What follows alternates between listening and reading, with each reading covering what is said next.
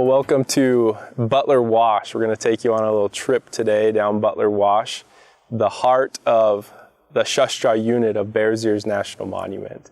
Today we're going to visit a few sites and talk about some of the challenges and opportunities that we face here along Butler Wash, which really is a backcountry experience for visitors coming to this portion of Bears Ears National Monument.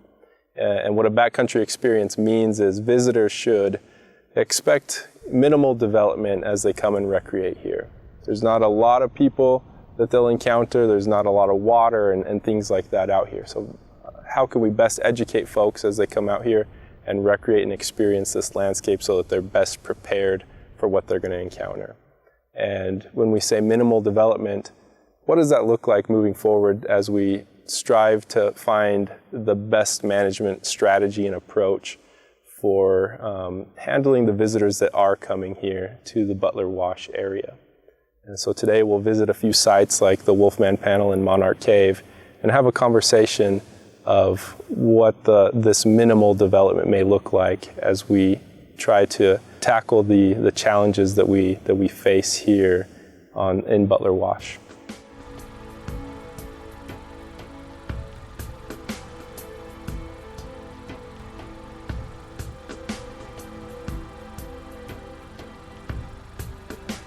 Hey, we're on the Butler Wash Road at the Monarch Trailhead. So we're about to head into Monarch and actually look and talk about some issues that are specific to this particular site.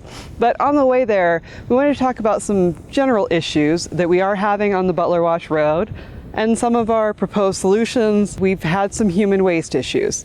They're short hikes, but there's a lot of them all in a row. People like to mix and match and do several things during one day, and you're pretty far from a toilet. So a temporary solution is we've partnered with Friends of Cedar Mesa, and they have put temporary portalettes out here. We've had good response. We get a lot of use of the portalettes. We actually track that.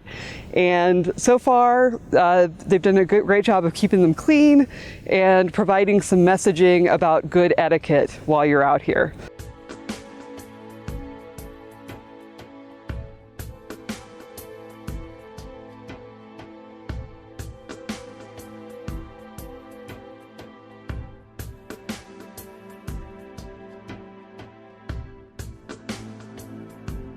After a great little canyon hike, we've arrived at Monarch Cave. So you can see behind me why the site is so popular.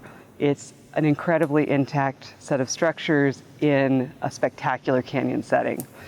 This is a place that a lot of people want to go to, and so we're trying to make decisions about whether to make this a focal point that we make easier for people to get to. There's some concern about that because, quite frankly, anytime that you increase visitation to a site, you may be inviting deterioration and problems. On the other hand, what happens out here a lot is because we don't have these places marked and we're not directing people, we have visitors, try to find Monarch Cave and they end up in a different canyon at a more sensitive site, perhaps. It's just always going to be a balance. And at this point, the balance is, if we bring more people here, can we make this visitor ready? If we do, does that help then protect that other site that those people are then not going to? So what does visitor ready mean? Well, in the case of Monarch Cave, we think visitor ready might mean that people stay here. So when you look at Monarch Cave, you're noticing those beautiful walls behind me. That's what makes it spectacular. You can even see in this fantastic historic drawing from an early expedition out here, this is what people were looking at back then too. When you go up closer into the site, there's really not a safe way to approach. No matter if you go in from the left side, which is very steep, or from the right side, where you may be stepping on subtle archaeological features that are hard to see until your feet are already on them. You're potentially damaging the site or putting yourself in danger. In order to avoid those issues, we'd like to make it more attractive to stay right here. This is something that we're going to be considering, and this is the kind of approach that we might be taking at different sites.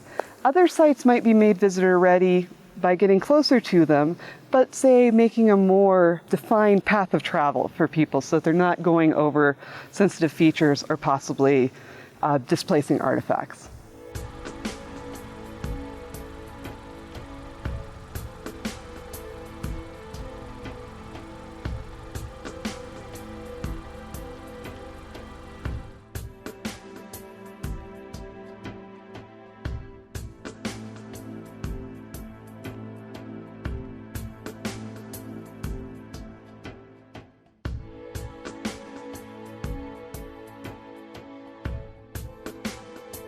So here we are at Wolfman Panel. It's one of the neat rock art sites along the Butler Wash Road here. It's one of our more heavily visited sites here along Butler Wash. It's a late Puebloan site, so we're thinking more like Pueblo II to Pueblo III, so around 1100 AD to 1200 AD is kind of the time frame for this site.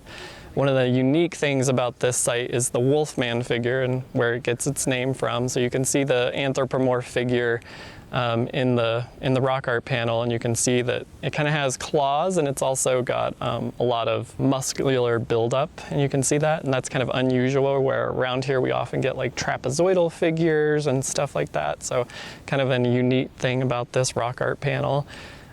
Something that's kind of interesting about this panel is we've kind of already worked on this site to kind of guide people through the site so they get the best experience they can, but also have a light touch on the site. You can see some of the bullet holes behind me probably, and some of the other shots. So, you know, this is old graffiti and old vandalism, the way we know it. We've noted that, you know, this site has been recorded multiple times, and it was recorded as early as 1999, and those bullet holes were here then. So we know that the bullet holes are pretty old here. Vandalism is a thing that is occurring. We tend not to get vandalism like this, very apparent and purposeful vandalism, for lack of a better way to put it. But we are kind of dealing with inadvertent vandalism and people not being on sites where they should be. One thing that we're trying to do is, like you can see the stanchions back here and along this site, is we're trying to kind of guide people through these sites so they cause as minimal damage as possible, because really what we get these days is inadvertent damage to sites. So these are ways we try to keep people from damaging the sites. One thing we've talked about here is how do we want to interpret these sites? These are backcountry sites. We don't want to do really heavy-handed interpretation here, but we've talked about, would it be good to have small signs here, unobtrusive, not necessarily in the way of the site, but signs that people would see that would talk a little bit about etiquette, tell a little bit about the importance of these types of sites to tribes, and talk a little bit about the archaeology itself and how we understand it.